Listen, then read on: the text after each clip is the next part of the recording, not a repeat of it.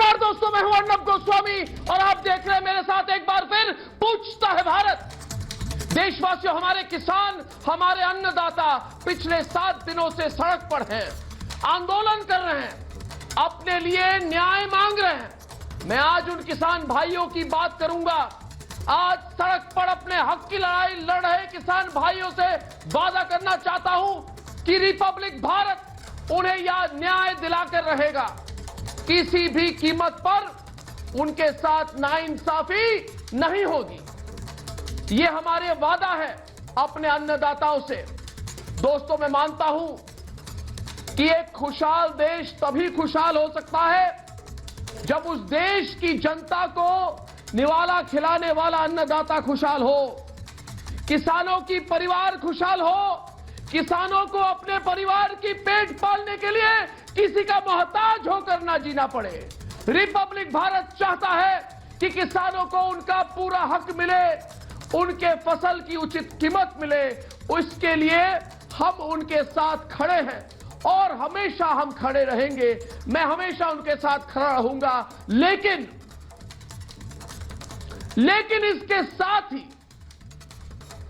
अपने किसान भाइयों से मैं कहना चाहता हूं आज कि उन्हें भी बहुत चौकन्ना रहना होगा, क्योंकि कुछ लोग उनके बीच अपनी सियासी रोटियां सेकना चाहते हैं।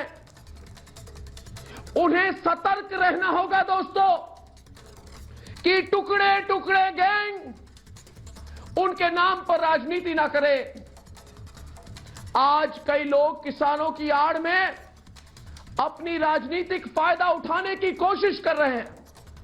सरकार से सीधी लड़ाई नहीं लड़ सकते, इसलिए किसानों के कंधों का इस्तेमाल कर रहे हैं। दोस्तों, मैं साफ साफ ये बात कह देना चाहता हूं और हम प्रण लेते हैं कि हम ऐसा होने नहीं देंगे। ऐसे तमाम चेहरों को हम बेनकाब करेंगे। और दोस्तों, किसी भी समस्या का हल बातचीत करने से निकलता है, चर्चा करने से निकलती है। लेकिन अगर कोई किसानों के बीच घुसकर हंगामा करे, मारपीट करे, झूठ फैलाए और किसानों को भड़काने की कोशिश करे, तो यह हम बर्दाश्त कहीं नहीं कर सकते। और मैं कहना चाहता हूं कि किसानों के बीच कोई नक्सली नहीं हो सकता, किसानों के बीच कोई माओवादी नहीं हो सकता। समझने वाले समझ ले मेरी बात कि किसानों के बीच शाहीन बाग वाले नहीं हो सकते। यह विरोध प्रदर्शन सिर्फ और सिर्फ किसानों का है और किसानों की हक है और इसमें किसान ही होने चाहिए। मैं पूछता हूं कि किसानों के प्रदर्शन में भीम आर्मी के चंद्रशेखर का क्या काम है? मैं पूछता हूं कि किसानों के प्रोटेस्ट में योगेंद्र यादव, अनिल भारद्वाज जैसे लोगों का क्या काम है? क्या ये किसान हैं? इनको किसने किसान लीडर बनाया कि पार्टी का झंडा उठाकर ये लोग किसानों के हमदर्द बनते हैं? ये अवसरवादी, ये नक्सली, ये टुकड़े टुकड़े गैंग। लेकिन जब यही किसान सियासत में आने की कोशिश करे तो क्या ये लोग उन्हें चुनाव लड़ने देंगे? आज टुकड़े टुकड़े गैंग किसानों के बीच घुसने की कोशिश कर रही है। मैं पूछता हूं कि अगर किसान शर्जील इमाम जैसे लोगों को गलत बताने लगे, टुकड़े गैंग पर सवाल उठाने लगे, तो क्या तब भी ये लोग उनका साथ देंगे? ये सवाल पूछता है भारत। दोस्तों, ये अवसरवादी लोग हैं, जहां मौका मिलता है वहीं पहुंचकर अपनी राजनीति का जाल बुनने लगते हैं। इनका काम सिर्फ और सिर्फ लोगों को भड़काना है। इन्हें किसानों से कोई मतलब नहीं। इनका मकसद देश की चुनी हुई सरकार को नीचा दिखाना है। इसलिए आज जरूरत है कि हम ऐसी ताकतों से सतर्क रहे दोस्तों। मैं हैरान हूं कि अब विदेशी भी हमारे देश के मुद्दे पर बोलने लगे। अरे कौन है ये कनाडा का प्रधानमंत्री? ये कौन है कनाडा का प्रधानमंत्री? Justin Trudeau. जस्टिन ट्रूडो ने किसानों के प्रदर्शन पर अपनी राय रखी। मैं पूछता हूं कि उन्हें किसने हक दिया कि वो हमारे देश के मसले पर बात करें? अरे कौन हो तुम जस्टिन ट्रूडो? दोस्तों, किसानों की लड़ाई में आज सब अपना अपना फायदा देखने में लगे हैं। किसानों से छल हो रही है, छल। इसलिए आज मैं पूछता हूं, आप भी पूछिए और हमारे साथ पूछता है सारा भारत कि क्या किसानों के नाम पर राजनीति करने वाले किसानों की चिंता का दिखावा कर रहे हैं? और पूछता है भारत कि किसानों को भड़काने की साजिश रचने वालों के खिलाफ कानूनी कार्रवाई क्यों नहीं होनी चाहिए? और पूछता है भारत के किसानों के बीच घुसकर षड्यंत्र रच रहे नक्सली और माओवादियों को बेनकाब नहीं करना चाहिए? और आज का सबसे बड़ा सवाल तो पूछता है भारत के किसानों के मुद्दे पर सियासत करने वालों को पूरे देश में बहिष्कार क्यों ना हो? यह सवाल अकेला मैं नहीं, आप नहीं, किसान नहीं, आज पूछता है सारा भारत।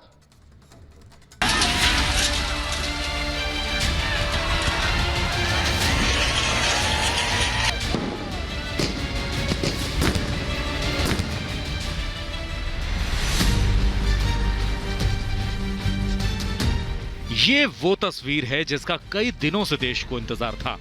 सरकार और किसानों के बीच बिना किसी शर्त के बातचीत। पूरा भारत किसानों के साथ है और किसानों के साथ हर हाल में न्याय होकर रहेगा। रिपब्लिक भारत किसान आंदोलन के पहले दिन से ही इस मुहिम में शामिल है, क्योंकि जिस देश में किसान खुशहाल नहीं होगा वो देश कैसे खुशहाल होगा।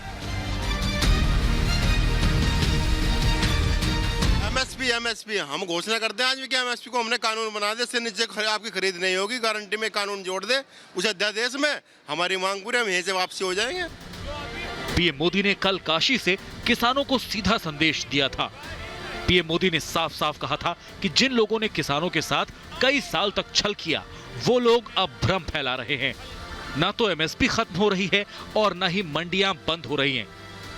जिन्होंने वादे तोड़े, छल किया, उनके लिए ये झूठ फैलाना एक प्रकार से आदत बन गई है, मजबूरी बन चुका है। जो पहले होता था वैसा ही अब भी होने वाला है, क्योंकि उन्होंने ऐसा ही किया था। पीएम ने किसानों से अफवाह गैंग से सावधान रहने को कहा। किसान आंदोलन को लेकर शुरू से ही सियासत चल रही है। आंदोलन को हाईजैक करने की भी कोशिश हुई। योगेंद्र यादव, भीम आर्मी के नेता चंद्रशेखर से लेकर पप्पू यादव तक कई नेता अचानक किसानों के लिए बेचैन होने लगे। 1965 में पाकिस्तान को हराने और अमेरिका की गेहूं रोकने के बाद तत्कालीन प्रधानमंत्री लाल बहादुर शास्त्री ने जय जवान जय किसान का नारा दिया था। सालों से हमारे किसान पूरे देश का पेट भरते आ रहे हैं। वो तकलीफ में होंगे तो पूरा देश परेशान होगा। हमारी कोशिश है कि किसानों की सूरत बदलनी चाहिए। उनकी फसल की कीमत के साथ ही उनकी आय भी दोगुनी होनी चाहिए। बहुत हुआ, आखिर कब तक किसानों को गुमराह किया जाता रहेगा? पूछता है भारत। सुधांशु त्रिवेदी संजय अग्रवाल के साथ डिबेट शुरू करेंगे और हमारे साथ आज विनय सिंह, ए.के. वाजपेयी, मोहिनी मोहन मिश्रा, संजीव उनियाल, विजय कौशिक, विवेक श्रीवास्तव और दुष्यंत नागर। मैं पूछना चाहता हूं आज डिबेट के शुरुआत में दोस्तों कि पूछता है भारत, सुधांशु त्रिवेदी आप डिबेट पे आए, आप तैयार है कि नहीं है? बताइए मुझे।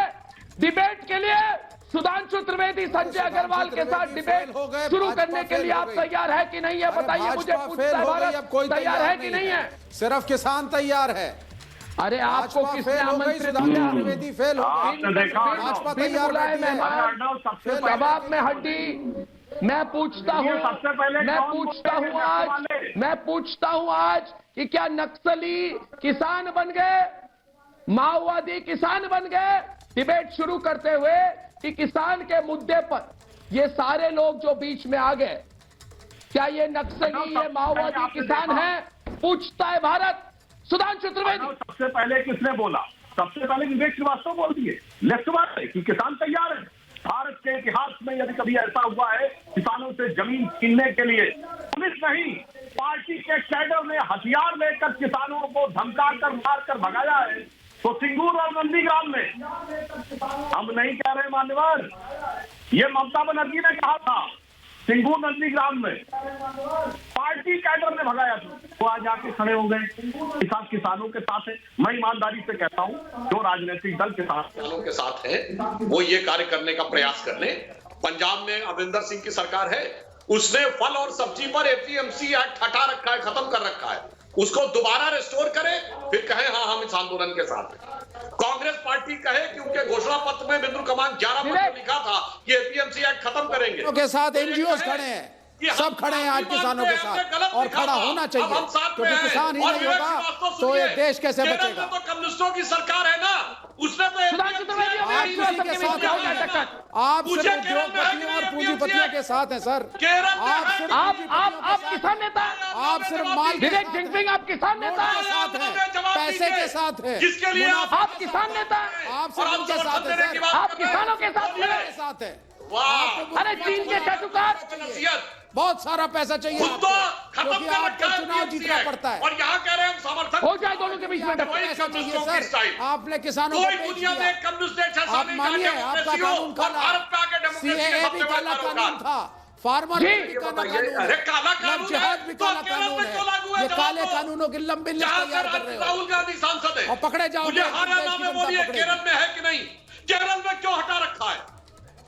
आप देखिए। अरे भैया केरल की रूपरेखा अलग है, केरल की रूपरेखा अलग है, केरल की कमेटियां अलग है, केरल की सरकार अलग है। केरल के लोग पूंजीवादी नहीं है, केरल की सरकारें पूंजीपतियों से पैसे लेके। अरे केरल के किसान नहीं है, नहीं लड़ती है। राजस्थान के किसान नहीं है, और सुनिए, अरे महाराष्ट्र के किसान क्या किसान नहीं है? बताइए मुझे, उनकी बात कौन सुनेगा? उनके लिए प्रदर्शन कौन करेगा? उतरेगा कौन करेगा? बताइए मुझे। बिहार चुप हो गए ना आप? उत्तर प्रदेश रुकिए, चुप कराता हूँ अरे आपको। अर्नब सुनिए, आइए डिबेट। प्रधानमंत्री बोल रहे हैं, संघर्ष चल रहा है, संघर्ष चलेगा। आप क्या रिमोट कंट्रोल कर रहे हैं जो आपको पता है? भैया मैंने आपको 2 उदाहरण बता दिए। बंगाल में गोली चलाकर किसानों से जमीन खाली करवाई एक बिजनेस हाउस के लिए, और केरल में एपीएमसी एक्ट खत्म कर दिया, और यहाँ आ गए उद्योगपतियों की बड़ी गाड़ियां। भैया सबको दिखाई पड़ता है, पंचतंत्र में सबने बगुला भगत और अगेसियार की कहानी पढ़ रखी है, तो सबको बता। मैं दूसरी बात कहना चाहता हूँ, ये जो कनाडा वाले बोल दिए ना उधर साहब, अरे याद करिए जब भाजपा सरकार आई थी 2014 अगस्त में WTO की बाली समिट, पिछली कांग्रेस सरकार ऐसा समझौते पे सैद्धांतिक हाँ बोल के आई थी कि अगर वो समझौता लागू हो गया होता तो शायद भारत सरकार आज एमएसपी देने लायक ही नहीं होती, और ये कनाडा उस पर शामिल था G20 समिट पे। किसान को बचाती थी। अरे आपने क्या कर दिया? अरे जवाब दीजिए, इंटरनेट रोल बैक करिए, जाइए पढ़िए अपने कानून को रोल बैक करो। विवेक श्रीवास्तव, रोल बैक करो विवेक श्रीवास्तव और मोदी जी की सरकार। विवेक श्रीवास्तव, दोस्तों मेरा अगला सवाल सुधांशु त्रिवेदी, विवेक श्रीवास्तव बहुत हो गई आपकी बात। अभी संजय अग्रवाल डिबेट पे है, संजय अग्रवाल डिबेट पे, उनके साथ AK वाजपेयी भी डिबेट पे आएंगे। और मैं पूछता हूं कि किसान की भीड़ में घुसकर, सुनिए मेरी बात, कि किसान की भीड़ में घुसकर किसी ने कहा कि हमारे नक्सली बुद्धिजीवियों को जेल से निकालें। अरे तुम्हारे नक्सली बुद्धिजीवी जेल से निकले, इसका किसानों के साथ क्या लेना देना? पूछता है भारत। नक्सली बुद्धिजीवी जेल से निकले वाजपेयी जी, इसका किसानों के साथ, MSP के साथ क्या लेना देना? पूछता है भारत। जवाब दे सुधांशु, जवाब दे संजय अग्रवाल, जवाब दे। AK वाजपेयी डिबेट करेंगे। अगर नक्सली इसमें घुसने की उनकी कोशिश की तो मानिए आज कि टुकड़े टुकड़े गैंग भी घुसने की कोशिश की, JNU वाले नक्सली माओवादी सबने घुसने की कोशिश की। बात को मानिए संजय अग्रवाल जी, चुप क्यों हैं आप? अरे बात को मानिए। क्या बोलेंगे संजय अग्रवाल? संजय अग्रवाल को शायद संजय अग्रवाल जी बताइए, या फिर आवाज आकर एपीएमसी एक्ट खत्म तो नहीं किया? बताइए। इस सरकार ने 7 साल से एपीएमसी एक्ट खत्म नहीं किया। बताइए आप क्या बोलते हैं इसमें? बोलिए, इस पर क्या बोलेंगे? मैं तो संजय अग्रवाल हूं, राष्ट्रीय कांग्रेस पार्टी पंजाब से अमरिंदर सिंह ने कांग्रेस से मैं तो इस देश में स्वदेशी सरकार बनाने के लिए आया हूं। और मैं आपको ये कहना चाहता हूं, किसने हटाया है? मैं आपको ये कहना चाहता हूं, नहीं हटाया गया अग्रवाल साहब, की हक एपीएमसी एक्ट तो नहीं हटाया गया। किस बात का आंदोलन है? किस बात के लिए आंदोलन कर रहे हैं? इतिहास में तो उसको राजनीतिक स्कोर सेटलिंग करना चाहते हैं, जिस जो तरीके गुमराह से करना ठगा गया चाहते है, हैं, जिस जो तरीके से एनआरसी पे देश को गुमराह किया खराब था, किया गया है, एक नया ट्रेंड कर दिया है क्या आपने?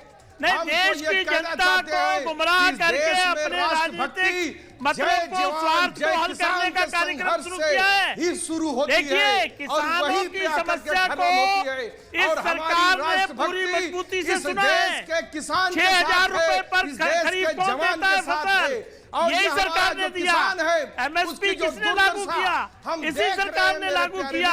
है आपके पास कोई जवाब? हम तो है आपके पास कोई जवाब? बताइए। आपके रेवेन्यू कोर्ट की तरह एसडीएम को पावर देके कोर्ट किसने बनाई? फास्ट ट्रैक कोर्ट किसने किया? कोई जवाब नहीं है आपके पास। देखिए, ये सरकार खुले मन से काम करती है। नहीं, मेरे सवाल का कोई जवाब नहीं मिला। और मेरा सवाल, किसान भाई मेरी बात सुन ले। जितने किसान भाई इस प्रोग्राम पूछता है भारत को देख रहे हैं, मैं आप लोगों को सतर्क करना चाहता हूं। किसान भाई, मेरे भारत के जितने किसान भाई बहन है, मेरी बात सुने। देखिए दोस्तों, मैं ऐसे लोगों से आपको सतर्क करना चाहता हूं।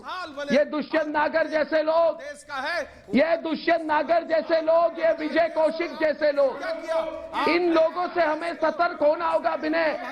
ये दुष्यंत नागर जैसे लोगों से हमें बचना पड़ेगा, जो ये कहने की कोशिश करते हैं विनय सिंह कि हम किसानों के साथ खड़े हैं। एक मिनट, विजय कौशिक, विजय कौशिक, विजय कौशिक, आप जैसे लोग सबसे डेंजरस लोग हैं। आप कहते हैं आप किसानों के साथ हैं, तो मुझे बताइए कि क्या माओवादियों को जेल से निकालने की मांग करने वाले किसान का मुद्दा उठा रहे?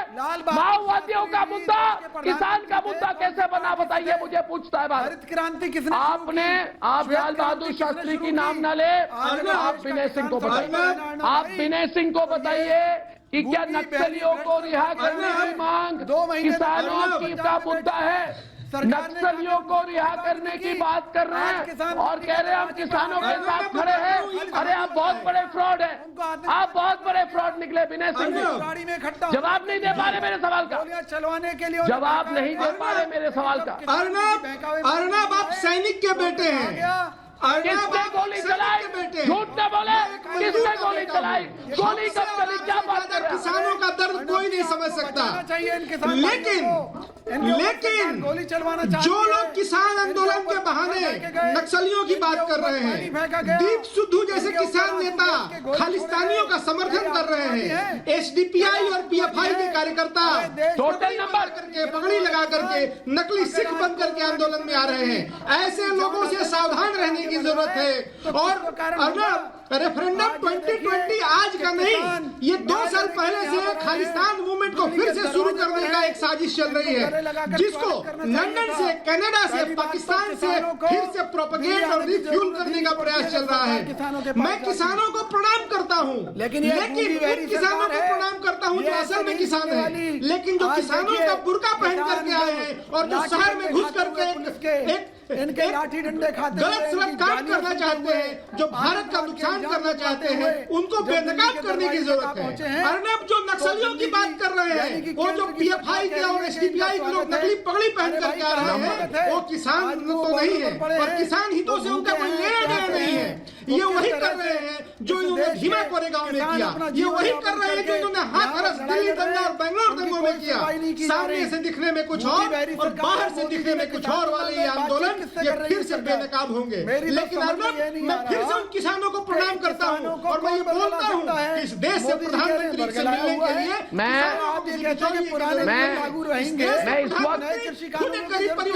मैं इस वक्त मोहिनी मोहन मिश्रा जो राष्ट्रीय सचिव है भारतीय किसान संघ के, उनको मैं आमंत्रित करना चाहता हूं।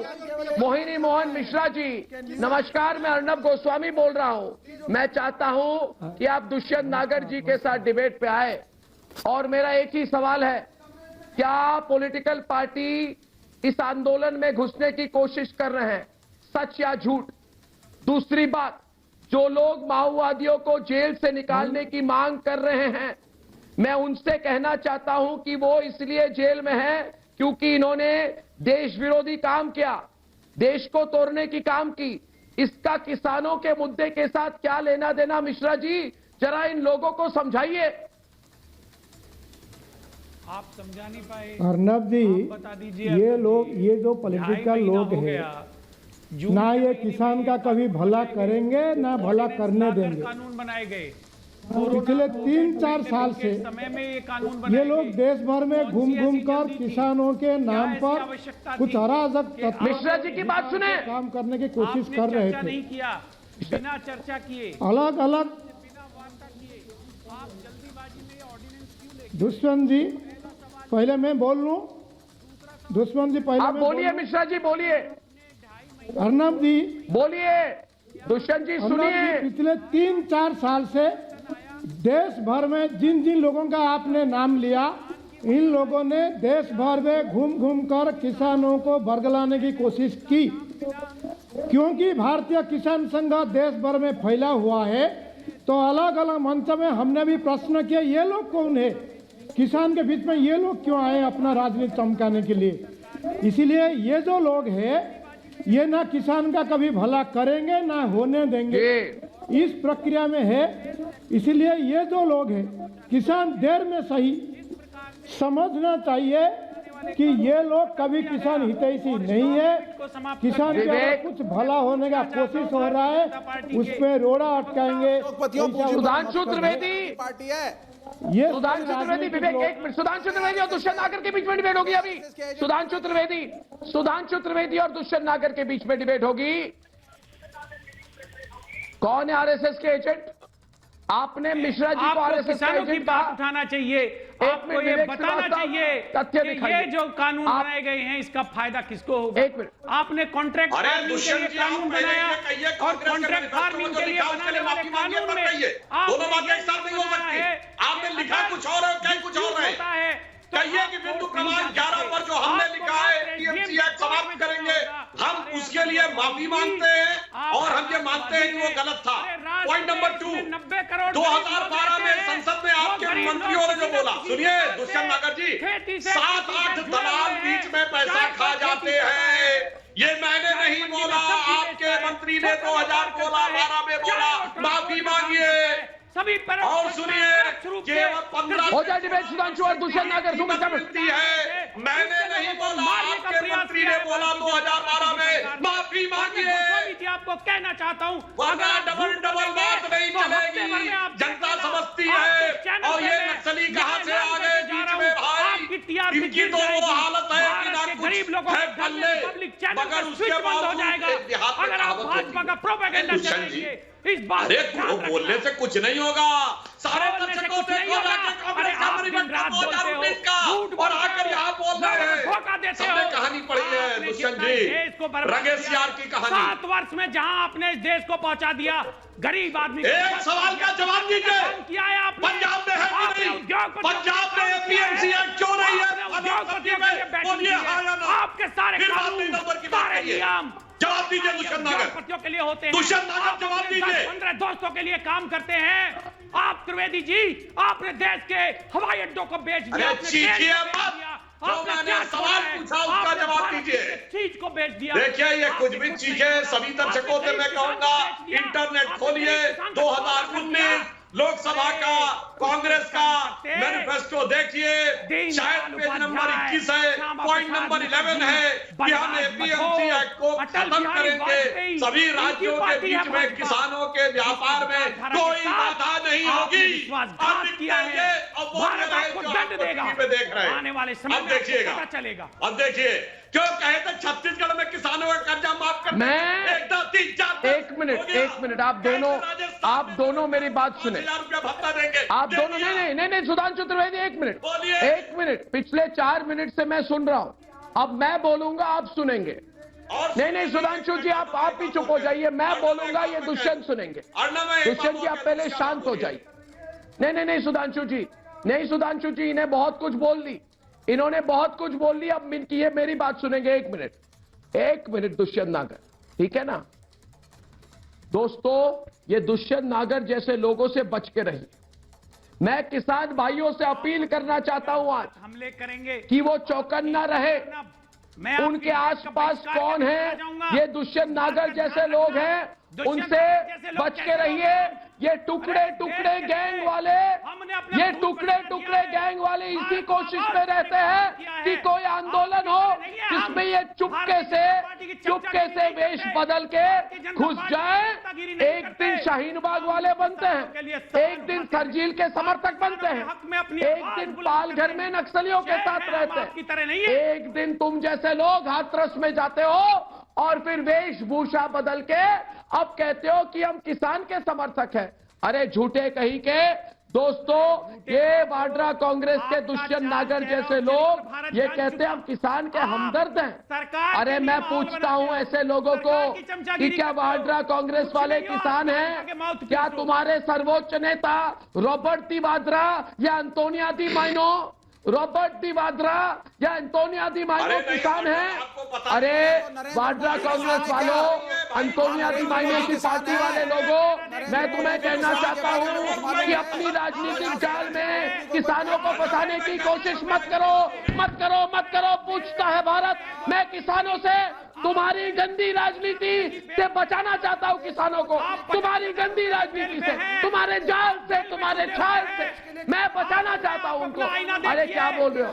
किसानों को लेकर किसानों के ऊपर हाँ बोलूंगा मैं, आरोप लगाया जा रहा है। हाँ बोलूंगा मैं, आरोप लगाया जा रहा है। हाँ बोलूंगा मैं। संजीव कौशिक करो सुधांशु के साथ डिबेट। आपको छोड़ा गया है भारत, सोनिया जी का नाम लेते हैं। 10 रुपए किलो का आलू, 60 रुपए किलो। अरे तुम्हारे जैसे 100 लोगों को मैंने देखी। 150 रुपए किलो क्यों हो गई? बारे में आप शब्द बोलते हैं। भारत, ये देश में इतनी लूट क्यों हो रही है? ये महंगाई ने जीना हराम क्यों कर दिया है? ये महंगाई डायन भाजपा का रंग बदल कर क्यों? अभी चुप हो गए ना, ये कुछ बोल नहीं पाए ना। देखो सुधांशु त्रिवेदी, कोरोना काल छोड़कर कभी भाजपा शासन काल अधिकार पर से आप बात भी नहीं हो। इस देश को कौन बचा? अरे महंगाई डायन खाए जाते कब का गाना था मान्यवर, याद तो करिए। जितने भी सरकारी संस्थान है जिनको ये बीजेपी बेच रही है, उनसे भाजपा को, देश को कौन बचाएगा? अर्णव जी, इस देश को भाजपा से बचा लीजिए, देश अपने आप ओ भाई किसान के हमदर्द, ओ भाई किसान के हमदर्द, ये पाताल में घुसकर। अरे भाई सुनिए सुधांशु, मैं बताना चाहता हूं, हो जाए डिबेट 7:30 बजे को हो जाए डिबेट, खुलकर हो जाए, बिल्कुल 7:28 दोनों तरफ से कौन लाया था? नाम पर केवल देश को बर्बाद कर रहे हैं। आंख मीच कर गंधारी की तरह पट्टी बांधकर मोदी जी के काले कारनामों पर मोहर लगाने का काम कर रहे हैं। अब आप बोलिए, अब मैं जवाब देता हूँ। अरे देखिए, जानते हैं आज क्या जमाना है?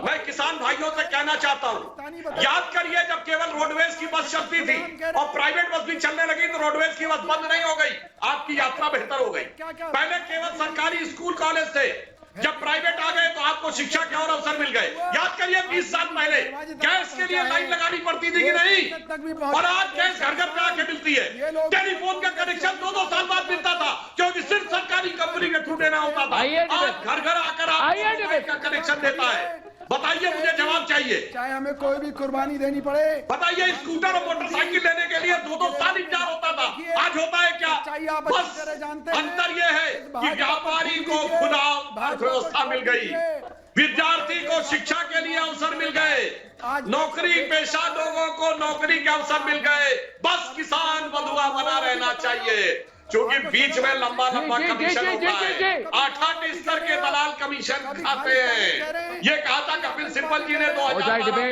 संसद में। संजीव मुनियाल भी डिबेट पे आ गए। जो किसान को नहीं मौका मिलना चाहिए दोस्तों संजीव मुनियाल भी डिबेट पे आ गए। संजीव मुनियाल जी संजय अग्रवाल के साथ आइए डिबेट पे। संजय अग्रवाल सबसे चुप बैठे हैं क्योंकि उन्हीं मन में संकोच है। संजय अग्रवाल संकोच कर रहे हैं डिबेट पे आने के लिए क्योंकि उन्हें पता है कि रिपब्लिक भारत ने सारे नक्सलियों को, सारे वाड्रा कांग्रेस वालों को एक्सपोज कर दिया। संजीव मुनियाल जी नमस्कार। 7:30 बजे हो जाए डिबेट में। आज मैं ये कांग्रेस वालों को पूछना चाहता हूँ, संजय अग्रवाल आजकल कांग्रेस के साथ नहीं है मगर हमदर्दी तो उन्हीं के साथ। जब सारे स्टेट्स में, सारे प्रदेशों में चाटे पड़ गए इनको वास्तव में अडब, जब सारे स्टेट्स में सारे देश के गरीब से गरीब लोगों ने उस चाय वाले को सपोर्ट करा और इस वोटों की राजनीति में पछाड़ दिया तो ये शाहीनबाग करने लगे, तो ये नक्सलवादिता करने लगे, जेएनयू में जाके शोर मचाने लगे, तो ये किसानों काले अंग्रेजों के द्वारा जो भारत देश के अंदर उत्पीड़न हो रहा है और फिर से धाराशाही करने पर लगे। वो किसान जो हमारे को अन्न देते हैं, जो देसी लोगों के द्वारा किया जा रहा है, उनकी इंटेग्रिटी पर ये बहुत सवालिया निशान खड़ा करने के लिए आगे बढ़ चुके हैं। परंतु देश की जनता समझ चुकी है कि ये किसान वास्तव में एक किसान जो है वो भारतीय जनता पार्टी के स्टालवर्ट्स के साथ खड़ा है। कोई भी किसान इनके बहकावे में आने वाला नहीं है। ये देश को मिसगाइड करना चाहते हैं, कभी शाहीन बाग के रूप में, कभी मामला तो कभी पत्रकारों को जेल। आपको थोड़ी अच्छी खबर दूं, आपको थोड़ी सी अच्छी खबर दूं, आपका मुंह मीठा कर दूं। विवेक जिनपिंग, अरे चीन के चाटुकार विवेक जिनपिंग, मेरी बात सुनो, डिबेट पे आओ। अच्छी खबर दूंगा, अच्छी खबर दूंगा। विनय सिंह जी, अच्छी खबर यह है जिसको देखकर इनकी बीपी बढ़ जाती है। अच्छी खबर यह है कि जो बातचीत हो रही है किसानों के साथ बिल्कुल सही दिशा में है। मुझे लग रहा है 24 घंटे में बात सुलझ जाएगी, 24 घंटे में पूरी बात सुलझ जाएगी। अभी तुम नक्सली नेता क्या करोगे उसके साथ मेरा कोई लेना देना नहीं है, मगर विवेक जिनपिंग मैं तुम्हें बता रहा हूं कि 24 से 48 घंटे मैक्सिमम टू मैक्सिमम इसके अंदर पूरी बात सुलझ जाएगी। बातचीत हो रही है, आप आइए विनय सिंह के साथ 1-to-1 डिबेट कीजिए। दोस्तों मेरी बात सुनिए, दोस्तों विवेक जिनपिंग डिबेट करेंगे विनय सिंह के साथ। और दोस्तों आज जो ये कांग्रेस और कांग्रेस के समर्थक किसानों के लिए आवाज उठाने की बात कर रहे हैं, मैं उनसे पूछना चाहता हूं कि अरे भाई दोहरे मापदंड वाले फ्रॉड, 70 सालों में 60 साल तो तुम्हारी सरकार थी, फिर भी किसान की ऐसी दुर्दशा क्यों है, पूछता है भारत। भारतीय जनता पार्टी को नाको चने चबवाएंगे। अरे कांग्रेस, मैंने तो सोचा था तुम सीपीएम से हो, कांग्रेस कब ज्वाइन की तुमने। और मैं पूछना चाहता हूँ कि वाड्रा कांग्रेस वालों से कि किसानों की आजादी की बात में, किसानों की आजादी के बाद से ही अपनी फसल की सही कीमत पाने के लिए बार बार किसान सड़क पर क्यों उतरते हैं। 60 साल तो सरकार तुमने चलाई, क्या बोल रहे हो तुम। नहीं देना चाहते भैया और भाभीओं से किसानों को पैसा नहीं देना चाहते। आंदोलन को किसान अपने हाथों में ले। आंदोलन तो हो गई खत्म हो गई, आंदोलन हो गई खत्म, बातचीत चल रही है, आंदोलन नहीं हो रही। अब तो बातचीत चल रही है, आंदोलन नहीं हो रही, बातचीत हो रही। हिंसा आएंगे तो बेनकाब होंगे पहले की तरह, और उसी तरीके से जिस तरीके से भीमा कोरेगांव में हुए, हाथरस में हुए, दिल्ली दंगों में हुए और बेंगलोर के दंगों में हुए, वैसे इस बार फिर वो बेरोजगार होंगे, उनके सामने कोई रोजगार नहीं है। फिर ऐसे ही कोई आपदा ढूंढिए, आपदा में अवसर तलाशी आप साहब कि देश को बांटने के जो आपके विचार हैं, जब तक नरेंद्र मोदी इस देश के प्रधानमंत्री हैं और जब तक रिपब्लिक टीवी है, आपके मंसूबे पूरे नहीं होंगे। आप फिर से पुनः नंगे हुए हैं, आपकी असलियत देश के सामने आई है। देश समझ गया है कि किसान आंदोलन के नाम पर आप वही साजिश रच रहे हैं जो आपने हाथरस में रचा, वही आप कर रहे हैं जो भाभी ने हाथरस में किया था। आप वही देश को जलाने का प्रयास प्रयास कर रहे हैं जो दिल्ली में सीए के नाम पे आपने किया, आप वही कर रहे हैं जो एक दलित विधायक के साथ बेंगलोर में आपने किया। पार्टियों का अधिकार है। आप किसान जो एक समुदाय है उसकी क्रेडिबिलिटी को खाने पर तुले हुए हैं, पार्टियों वाले किसानों की क्रेडिबिलिटी खाने पर तुले हुए हैं। अरे आप लोग क्रेडिबिलिटी ईटर हैं, जिसके साथ लग जाए उसकी क्रेडिबिलिटी खाते हैं। आप दूसरे की क्रेडिबिलिटी खाकर ही अपने को मजबूत करते हैं। आप इस बार जो देश का सबसे सबल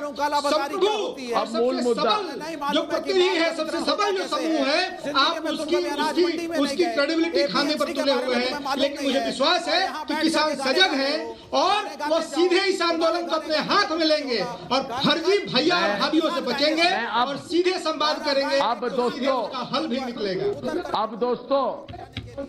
अब दोस्तों ये सबसे रैपिड फायर राउंड होगी मेरी डिबेट की। सब लोग शांत हो जाएं।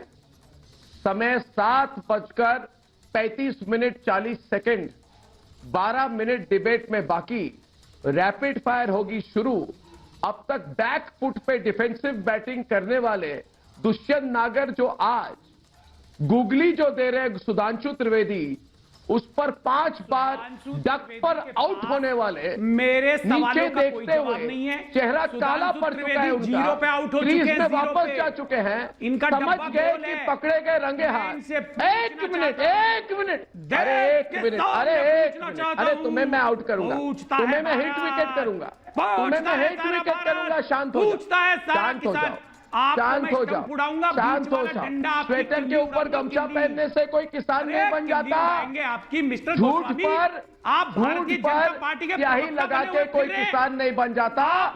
अरे दुष्यंत नागर, पार्टी बदलो, सोच बदलो और उससे पहले अपना व्यवहार बदलो। मेरी बात सुनो, मेरी बात सुनो। भाजपा के प्रवक्ता अरे तुम शाहीन बाग वाले हो, अरे तुम शाहीन बाग वाले हो और तुम्हें मैं एक्सपोज करूंगा, दुष्यंत जी, तुम जैसे लोगों ने कितनी षड्यंत्र की। मुझे जेल भेजा, क्या मिला? जेल भेजा, अब क्या मिला? मैं तो 50 बार जेल जाऊंगा, 100 बार निकलूंगा। सुधांशु त्रिवेदी मूल मुद्दे पर डिबेट करूंगा, सवाल पूछूंगा। सवाल मेरा यह है, सुनना पड़ेगा इनको। सवाल मेरा यह है, बात सुनो मेरी बात। 1 मिनट दोस्तों, शाहीन बाग का आदमी है ये शाहीन बाग वाला है। ये शाहीन बाग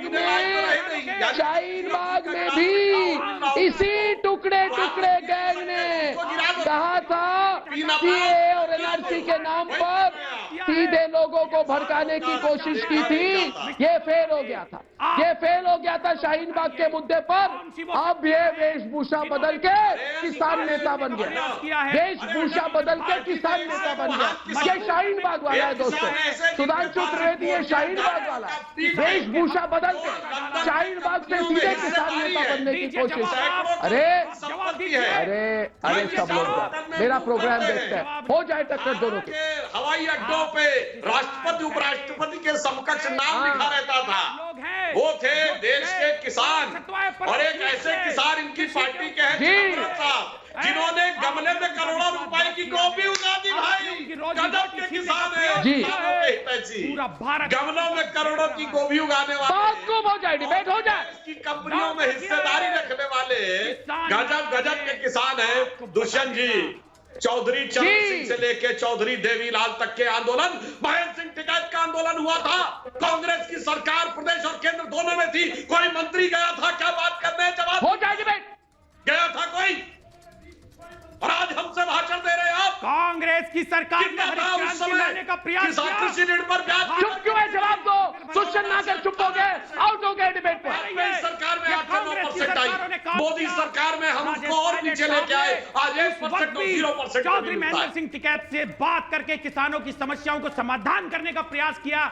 त्रिवेदी जी झूठ मत बोलिए। अरे दोस्तों को क्या चाहिए? किसान मेहनत करता है, किसान मेहनत करता है, 1 मिनट मेहनत कर खेती करते हैं, फसल उगाते हैं। उनकी सिर्फ एक ही उम्मीद होती है, एक ही उम्मीद दोस्तों। इसीलिए मैं कह रहा हूं दुष्यंत जी कि जब जो भी फसल बचे उन्हें उसकी सही कीमत मिले। मैं आज सरकार से पूछना चाहता हूं कि आप मुझे बताइए सुधांशु त्रिवेदी, किसान इस देश का भाग्य बिताते। आप मुझे बताइए सुधांशु त्रिवेदी, आप साफ साफ बताइए, गेहूं का क्या दाम मिलेगा, अपने चावल का क्या दाम मिलेगा? सुधांशु त्रिवेदी, कमाई से किसानों ने भारत दलहन की फसल बचेंगे, बेचेंगे तो उन्हें क्या कीमत मिलेंगी, मुझे बताइए। कीमत के सवाल पर सुधांशु त्रिवेदी जवाब दे। अरे आप राजनीति मत करो यार, किसानों की बात कर रहा हूँ मैं। केंद्र सरकार से भी पूछता हूँ आज, मैं केंद्र सरकार से भी पूछता हूँ, सुधांशु त्रिवेदी से पूछता हूँ, क्या आप मानते हैं कि आपने किसानों के लिए कृषि कानून के बारे में ठीक से उनसे बातचीत नहीं की? नहीं मरने देगा, कहते हैं उनसे बात कहते हैं किसानों से बात नहीं करते। सुधांशु त्रिवेदी जवाब दे। घोषणा पत्र में किसानों के संदर्भ में जो बातें कही थी, हमारे तत्कालीन राष्ट्रीय अध्यक्ष अमित शाह जी ने बताया था कि करोड़ों लोगों के फीडबैक के बाद हमने किया था, 3.5 करोड़ लोगों से सीधा लिया था। मगर दुष्यंत जी, आपने जो डाला था अपने मैनिफेस्टो में, वो बिना पूछे डाला था क्या, या पूछ के डाला था? अगर पूछ के डाला था तो आज पलट क्यों रहे हैं, और बिना पूछे डाला था तो माफी मांग लीजिए। केवल चिल्लाने से कुछ नहीं होगा, ऐसे आक्रोश से कुछ नहीं होता जनाब। कांग्रेस का खून पानी हो चुका है, और पानी उबलने से चिंगारी नहीं निकलती मेरे भाई। ये कांग्रेस में पैदा हुए राजीव गांधी कांग्रेस के नेता थे, इंदिरा गांधी कांग्रेस। अच्छा ये बताइए, कौन किसान नेता कांग्रेस का, बताइए। अच्छा बताइए ना, किसान नेता कौन कांग्रेस को? आप उस कांग्रेस पार्टी को आप क्यों बना रहे हैं? आप ये बताइए, जब कांग्रेस की सरकार गई 1998 में, कृषि ऋण पर ब्याज की दर क्या थी, बोलिए। जाना चाहिए, उसको बैकफुट पे जाना पड़ेगा आपको। और एक और बात मैं कहता हूँ, इनको आक्रोशित नहीं होना चाहिए। जैसे एपीएमसी एक्ट को लेकर इन्हें समस्या है ना, हर राज्य को अधिकार है अपना बनाने का। किसानों आखिर पंजाब ने अलग बना रखा, अरे बनाओ ना अपने राज्यों में। अरे मोदी जी को ये किसान नहीं आते, अरे जो सड़कों पर हो जाए, अरे हमको किसान नजर आ रहे, ये किसानों के कंधे पर सवार होकर जो आप राजनीति करना चाह रहे हैं, किसान वाजपेयी जी बताना चाह रहे हैं कि हकीकत में कोई वाजपेयी जी आइए डिबेट पे, आइए वाजपेयी जी आइए, वाजपेयी जी आइए, वाजपेयी जी आइए डिबेट पे। दुष्यंत नहीं, मैं ये पूछता हूँ, विवेक बाबू से पूछ रहा हूँ कि इन्होंने एपीएमसी एक्ट खत्म किया ना आपने? आप विवेक से पूछिए, आपने खत्म किया ना एपीएमसी? पूछिए फिर मैं पूछता। आप यहाँ क्या वकालत कर रहे हैं? की यहाँ सरकारें बन जाए आपके साथ मिलकर। नहीं, आपने एपीएमसी एक्ट केरल में खत्म किया, बिल्कुल लेकर के, और यहाँ हमने तो खत्म नहीं किया, तो आप किसानों की इसकी बात क्या कर रहे हैं? जरूर केरल में तो पहले ही मार चुके हैं किसानों को। जो फार्मिंग कम्युनिटीज का नहीं, मेरे को जवाब दीजिए ना, आप पहले किसानों को मार चुके हैं, एपीएमसी को हटाएंगे तो दूसरी कमेटी लाइए, खत्म कर दिया। केरला में दूसरी यहाँ आप गुमराह करने की कोशिश कर रहे हैं, नहीं यहाँ गुमराह करने की कोशिश कर रहे हैं क्या? बिजनेसमैनों और एंटरप्रेन्योर को फायदा पहुंचाने। अच्छा ये बताओ दुष्यंत, दुष्यंत आइए डिबेट पे, संजीव उनियाल के साथ आइए डिबेट पे दुष्यंत। अच्छा दुष्यंत और संजीव उनियाल डिबेट पे आइए। सवाल मेरा ये है, सवाल मेरा ये है, आप मुझे बताइए, आप मुझे बताइए दुष्यंत संजीव उनियाल के साथ डिबेट पे आइए। आप मुझे बताइए दुष्यंत संजीव उनियाल के साथ डिबेट पे आइए। सवाल मेरा ये है कि आप कहते हैं मैं बहुत हमदर्द हूँ, मुझे किसानों की चिंता है, मुझे नींद नहीं आती, मैं सिर्फ किसानों के बारे में सोचता रहता हूँ, जय जवान जय किसान ये आप कहते हैं। तो मुझे बताइए दुष्यंत नागर, क्या ये सच है कि दुष्यंत नागर जब कांग्रेस पार्टी की सरकार दूसरा रूप है, तब किसानों ने आप लोगों से विनती की थी बस एक चीज हमें दे दीजिए। अब कांग्रेस ने कहा था क्या चीज चाहिए, तो किसान नेता सब सामने आके संजीव उनियाल जी उन्होंने कहा हमें सिर्फ बिजली दे दीजिए, और उस समय राजीव गांधी ने कहा निकल जाओ बाहर, कोई बिजली नहीं मिलेगी। और इसी कारणवश विवश किसानों को बिजली के लिए आंदोलन करनी पड़ी थी। 87 में 1987 में किसानों को सिर्फ और सिर्फ बिजली के लिए आंदोलन करनी पड़ी थी। आप लोग किसान के हमदर्द बनते हो, क्या मैंने गलत कहा? जवाब दो दुष्यंत, जवाब दो। प्रगति के पथ पर लेकर आए, कोई फैंसी टेक्सी कंपटीशन नहीं बन रही, दिया कंधे में गमछा लगा के कोई किसान नेता नहीं बन जाता, करने का काम किया। आप उन राजीव गांधी के विषय में कुछ नहीं दिया, इससे उनकी हक है। तुम कौन होते हो देने वाले? आप लेने वाले और देने वाले तुम कौन होते? आपसे आशा करूंगा आप अवश्य माफी मांगेंगे। आपने राजीव गांधी जी के विषय में, आपको शर्म आनी चाहिए, महान सपूत के विषय में, भारत मां के लाडले सपूत के विषय में, जो स्वर्ग में वास करते हैं, दुष्यंत नागर शर्म आनी चाहिए। सोनिया गांधी की चाटुकारिता करते हो, जिसने देश को लूट के खा लिया, जिसने इस देश की ऐसी तेजी कर दी, वो किसान का दर्द क्या समझेगी? इस किसान का, इस मजदूर का, इस स्टूडेंट का एक टक्कर वाला ही कर सकता है। वो टक्कर दोनों करेंगे जो कैम्ब्रिज विश्वविद्यालय में पढ़ते हैं और जिनकी सारी विरासत फॉरेन कंट्रीज में स्विट्जरलैंड के बैंकों में रहती है। वो क्या दर्द समझेंगे?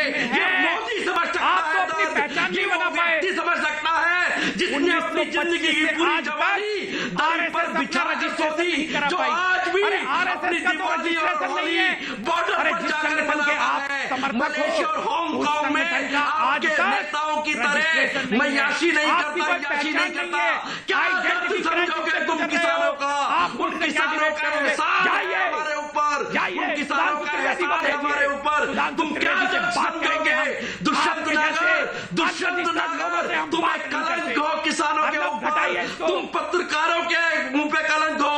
तुमने पाल घर के कांड में भी सोनिया गांधी का साथ दिया था। शर्म आनी चाहिए दुष्यंत नागर को, और ये देश तुम्हें कभी माफ नहीं करेगा। कभी तुम स्टूडेंट बन के, कभी तुम पालघर बन के, कभी तुम जेएनयू बन के, कभी तुम नॉर्थ ईस्टर्न के दंगे करवा के, कभी तुम शालीन बाग बन के इस देश को गिरगिट के रंग की तरह बदलते रहे हो, इस गिरगिट की तरह बदलते रहे हो। ये साफ भी शामिल करने आने चाहिए तुम्हें। तुम मोदी का क्या मुकाबला करोगे जब भी हर स्टेट में मात खाते हो, हर इलेक्शन में मात खाते हो, एमपी इलेक्शन में मात खाते हो, एमएलए इलेक्शन में मात खाते हो, काउंसिलिंग के इलेक्शन में मात खाते हो, गलियों के इलेक्शन में मात खाते हो। क्योंकि ये जनता आज मजदूर से लेके और टॉप व्यक्ति तक किसान भी आज इस गवर्नमेंट के साथ है। यही दर्द है, यही दर्द तुम्हें सताता रहता है लगातार। और आज तुमको समझ नहीं आता दुष्यंत नागर कि तुम ही हो या शी, या कहां पर स्टैंड करते हो। एक आखिरी सवाल, मुझे तो इनको देख के हैरानी होती है। सुधांशु त्रिवेदी, मैं जब दुष्यंत, विवेक जिंगपिंग, संजय अग्रवाल और विजय कौशिक जैसे लोगों को देखता हूं तो मेरे मन में एक ही चिंता है कि कल ऐसा ना हो सुधांशु त्रिवेदी कि जब कल सारी बातचीत खत्म हो जाए, मामला सुलझ जाए, एग्रीमेंट हो जाए, किसान नेता खुश हो, अमित शाह जी ऐलान कर दें कि पूरी बात सुलझ चुकी है, बातचीत हो चुकी है, सफल नतीजे पर हो जाए, देश आगे बढ़े। मुझे लगता है जब ये अनाउंसमेंट अमित शाह जी कल करेंगे या परसों करेंगे, जब भी करेंगे, मुझे लगता है ये दुष्यंत नागर और ऐसे लोगों को दिल का दौरा पड़ जाएगा। इनको चिंता हो जाएगी कि शांति कैसे बहाल हो गई। जिनके शासनकाल आपको अशांति चाहिए, विकास की दर ऐसी रही, आप अशांति के पुजारी हैं। 9 दिन चले अढ़ाई को, 9 दिन चले अढ़ाई कोस वाली हालत रही हो। जब आज देखते हैं कि मोदी जी के नेतृत्व में कृषि क्षेत्र में ऐसे परिवर्तन हो रहे हैं कि किसान तेजी से आगे जा रहा है, तो उन्हें रहा नहीं जाता। खाना खा करके कोई भी आंदोलन होता है तो एक वाक्य नहीं बता पाते कि कहां पर क्या गलत लिखा हुआ है, और उसके बाद आप कहते हैं जो खुद लिखा है उसके बारे में जवाब नहीं दे पाते। मैं सिर्फ ये बात बताना चाहता हूं इनसे, अगर मैं पूछूं कि यूपीए के शासनकाल के दौरान पूरे भारत में किन राज्यों की कृषि विकास दर 10% से ऊपर थी? किसानों भाजपा शासित राज्यों, स्वदेशी इनकी सरकार में मैं बता रहा हूं। भारतीय और देखिए कोई क्या कहता है, उसकी क्रेडिबिलिटी इंपॉर्टेंट होती है। इन्होंने तो कहा था किसानों को 72,000 रुपए देंगे, मोदी जी ने कहा 6,000 देंगे। किसान ने 6,000 वाले मोदी जी का साथ दिया, 72,000 वाले राहुल का नहीं, क्योंकि विश्वसनीयता नहीं है। ट्रस्ट डेफिसिट हो चुका है। और हमने तो सुना था, बचपन से पढ़े थे कि ये तो मुंह में सोने का चम्मच लेके पैदा हुए। अरे सोने का चम्मच मुंह में लेके पैदा होने वाला किसान कहां से हो गया? ये हमें समझ कर, किसान तो हाथ में हथियार लेके पैदा होता है, किसान हाथ में कुदाल लेके पैदा होता है, किसान हाथ में हल लेके पैदा होता है। और बचपन से नंगे किसानों का जो संघर्ष है मेरे भाई, ये सुधांशु त्रिवेदी, बीजेपी के लोग, ये सब लोग कभी इस बात को समझ नहीं सकते, क्योंकि इन्होंने गघारा, इनका मानसिक जो है, मानसिक अतिक्रमण इनके ऊपर इस कदर हो चुका है। इन्होंने देश में हमेशा हिंदू और मुसलमान के बंटवारे की बात की है। इन्होंने इस देश क्या इनसे पूछो कि जिन्होंने पूजा की थी 200 आदमी ने, वो राम मंदिर बनाने गए थे क्या? ये आज अच्छा ये बताइए, हिंदू मुसलमान की बात हम किए हैं संजय जी, तो बिहार के चुनाव में एमआईएम के लिए क्यों कह रहे थे कि वोट का बंटवारा हो गया? ये लोग वो विकास का वोट का बंटवारा था या किसान के वोट का बंटवारा था या बेरोजगार के वोट का बंटवारा था? सीधे सीधे इन्होंने कहा कि मुसलमानों के वोट का बंटवारा था। ले भाई खुले आप कहते हैं मुस्लिम वोटों का बंटवारा हो गया और यहाँ कह रहे हैं कि हम हिंदू मुसलमान की बात करते हैं। गजब है भाई। दोस्तों प्रधानमंत्री कहेंगे मुसलमानों का संसाधनों पे पहला हक, हिंदू मुसलमान की बात हम करते हैं। गजब है भाई। चाहे किसान हो, अभी बिपिन रावत जी ने जो गलत स्टेटमेंट दी है, मुसलमानों को आरक्षण मिलेगा जो असंवैधानिक है, कोर्ट के द्वारा कई बार ठुकराया जा चुका है, मगर हम हिंदू मुसलमान की बात करते हैं। गजब है भाई, गजब है। अच्छा किसान के लिए क्या किए बताइए? अच्छा सुनिए, भाजपा की सरकार आने से पहले उत्तर प्रदेश में कृषि विकास दर क्या थी बताइए संजय जी? इस देश के व्यापारी बताइए ना, सरकार बना करके आपने देश के व्यापारियों के साथ धोखा किया। मैं आपको यह बताना चाहता हूं कि इस देश अभी आप व्यापारी के विषय में है कि इस देश के वैश्य व्यापारी ब्राह्मण समाज की तरफ से है। आपने इस देश के ब्राह्मण समाज किसानों के बारे में बात करते करते भाई निकले दूसरी गली में चलने लगे, अब व्यापारियों की बात कर रहे हैं। लगता है थोड़ी कंफ्यूजिया गया, थोड़ी कंफ्यूजिया गया। आप थोड़े कंफ्यूजन में है भाई साहब, आप थोड़े कंफ्यूजन में है। हम किसानों की बात कर रहे हैं, आप व्यापारियों की बात कर रहे हैं। वाह भाई वाह, ये भी गजब है दोस्तों, गजब ही गजब है। हमारे देश में नारा है जय जवान जय किसान, यानी हमारे लिए देश का जवान और देश का किसान एक समान है। एक सीमा पर हमारी रक्षा करता है और दूसरी हमारी देश का पेट पालता है। इसीलिए किसानों के साथ अन्याय हो ये हम सह नहीं सकते, हम अन्याय होते हुए देख नहीं सकते। लेकिन कुछ ऐसे भी लोग हैं दोस्तों इस देश में जो किसानों से छल कर रहे हैं, उनके गुस्से का फायदा उठाने की कोशिश कर रहे हैं। हम ये भी कभी नहीं होने देंगे। इसलिए हम एकजुट होते हैं, हमें एकजुट होना पड़ेगा दोस्तों। ऐसी देश विरोधी ताकतों से हमें लड़ना पड़ेगा। ये टुकड़े टुकड़े गैंग को हम कोई मौका नहीं दे सकते दोस्तों। हमें इनसे सतर्क रहने की बहुत जरूरत है। अगर जरा भी ढिलाई की तो ये गैंग देश को दीमक की तरह चाट जाएगा। हमें ऐसे दीमकों को जड़ से खत्म करना होगा दोस्तों। हमें मिलकर टुकड़े टुकड़े गैंग को ही तोड़ना होगा। हमें देश हित में किसानों के साथ, किसानों के हित में साथ आना ही होगा और किसानों की मुश्किल समझकर हमें रास्ता निकालना होगा, जो हम जरूर निकालेंगे, जरूर निकालेंगे। दोस्तों कल शाम 7 बजे आपसे फिर मिलूंगा, तब तक के लिए धन्यवाद और नमस्कार। धन्यवाद।